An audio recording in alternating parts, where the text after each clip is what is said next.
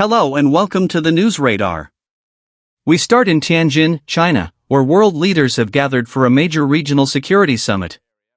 The meeting, organized under the Shanghai Cooperation Organization (SCO), has drawn attention due to rising diplomatic tensions between several of its members and the West, particularly the United States. Among the key attendees is Russian President Vladimir Putin, making a rare trip abroad since the start of the war in Ukraine.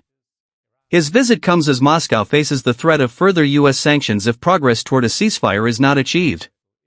Also present is Iran's president, whose country has faced repeated criticism from Washington for supporting militant groups in the Middle East. More than 20 heads of state are expected to attend.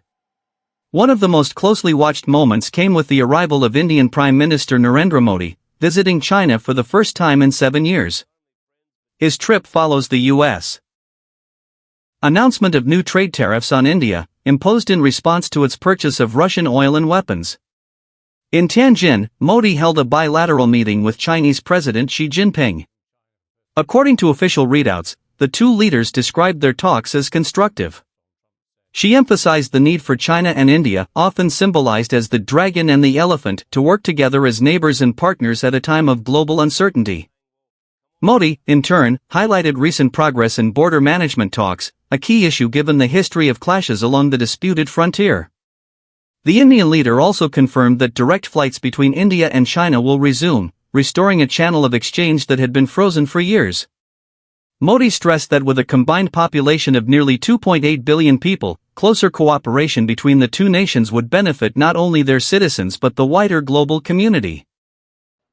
Analysts say these developments mark a potential turning point in regional diplomacy. For China, strengthening the Shanghai Cooperation Organization is part of a broader strategy to position itself as a central player in shaping global governance, while for India, economic partnerships outside the U.S. orbit are becoming increasingly important. Russia's role also remains significant. The close partnership between Moscow and Beijing has deepened in recent years, particularly since the outbreak of the war in Ukraine. China has become Russia's main economic partner, absorbing energy exports and providing critical trade links as Moscow reorients away from Western markets. As the summit continues, attention will remain fixed not only on the official agenda but also on these crucial sideline meetings, which could shape the future of regional and global alliances. We will continue to bring you new updates as more information becomes available. Stay with us for the latest updates.